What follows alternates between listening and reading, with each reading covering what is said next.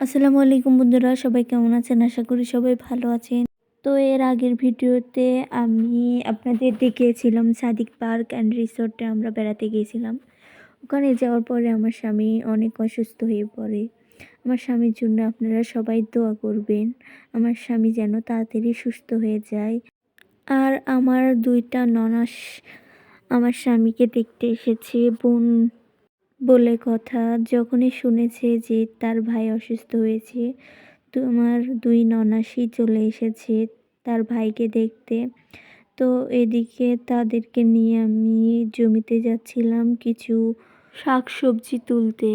তো এদিকে দেখুন বিকেল হয়ে গেছে।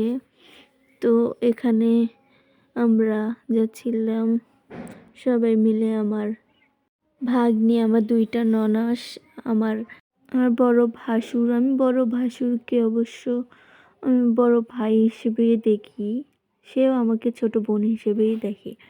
আসলে বিপদ কার কখন আসবে কেউ বলতে পারে না। আমরা যে আরেকদিন সাদিক পার্ক অ্যান্ড রিসোর্টে বেড়াতে গিয়েছিলাম, আমরা কি জানি ওখানে গেলে আমার স্বামী অসুস্থ হয়ে যাবে। তো আমি আর এইসব কথা তুলতে চাচ্ছি না। তো আমার স্বামীর জন্য সবাই দোয়া করবেন। আমার স্বামী যেন খুব তাড়াতাড়ি আল্লাহর রহমতে সুস্থ হয়ে যায়। তো এখানে দেখুন অনেকটা বিকেল হয়ে গেছে। এখান থেকে কিছু শাক সবজি নিয়ে যাব বাসার জন্য। আমার শ্বশুরের কিছু জমি আছে যেগুলাতে শাক সবজি লাগানো হয়েছে, যাতে বাসার জন্য খাওয়া যায়। আর বাসায় আবাদ করা জিনিসগুলো অনেক ঝামেলা মুক্ত থাকে। তো এই দেখুন আমাদের কিছুদিন আগে এই সোলারটা দেওয়া হয়েছে। পুরো ১ কোটি টাকা খরচ করে এই সোলারটা দেওয়া হয়েছে। তো ভালো করে দেখুন, এখানে সোলারের পাশেই কিন্তু মরিচ লাগানো হয়েছে। আপনাদের একটা কথা বলি, আমার শ্বশুরবাড়ির এলাকাতে কিন্তু নদী আছে। কিছুক্ষণ পর সেই নদীটাও কিন্তু আপনারা দেখতে পারবেন। এই তো সামনেই নদীটা আছে। তো এখানে মরিচের গাছ লাগানো হয়েছে, কিছু কপির গাছ লাগানো হয়েছে, বেগুন, আরও অনেক কিছু এখানে লাগানো হয়েছে। এখান থেকে মূলত আমরা বাসার জন্য শাকসবজি নিয়ে যাই। তো এখানে আমি বেগুনগুলো তুলছিলাম, ছোট ছোট বেগুন। দেখুন বেগুনের গাছে অনেকগুলা বেগুন ধরেছে। এই বেগুনগুলো আমি তুলে নিচ্ছিলাম, একটা একটা করে বেগুন নিচ্ছিলাম। ২টা আমি কপিও নিয়েছি। আর ভালো ভালো কয়েকটা বেগুন আমি তুলে নিচ্ছিলাম, একটু বড় সাইজের। তো এই দেখুন এতগুলা বেগুন নিয়ে। আর এখানকার জমিতে কিছু আখ লাগানো হয়েছে। আর আমি আপনাদেরকে বলেছিলাম যে নদী দেখতে পারবেন।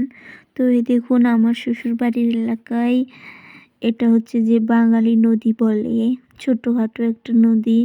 তো নদীর পাশেই কিন্তু এই মরিচের গাছ, করলার গাছ, আরও অনেক কিছু গাছ লাগানো হয়েছে। মূলত আমরা বাজার থেকে কিছুই কিনি না, আমরা এই জমিতে লাগানো শাকসবজিগুলোই খেয়ে থাকি। একদম তাজা তাজা শাকসবজি নিয়ে যেয়ে রান্না করি। তো এখানে অনেক রাত লেগে যাচ্ছিল, তাই আমরা এখন এখান থেকে কিছু শাক তুলে নিয়ে আমরা যাব। তো এখানে শাক তুলে আমরা বেগুন নিয়ে আমি আমার ননাস সবাই মিলে বাড়িতে আসছিলাম। তো আমরা তো দেখুন আমার শ্বশুর বাড়িতে সবাই চলে আসি। চলে আসার পরে আমি শাকগুলো কুলাতে ভালো করে রেখে দিচ্ছিলাম। কিছুক্ষণ পরে রান্না করা হবে, তাই আমি কুলাতে রাখছিলাম সুন্দরভাবে। কুলাতে রাখার পরে দেখছিলাম যে ফ্রিজে কি কি আছে। তো আজকের ব্লগটা আর বড় করছি না। সবাই ভালো থাকবেন, সুস্থ থাকবেন এবং আমার স্বামীর জন্য দোয়া করবেন।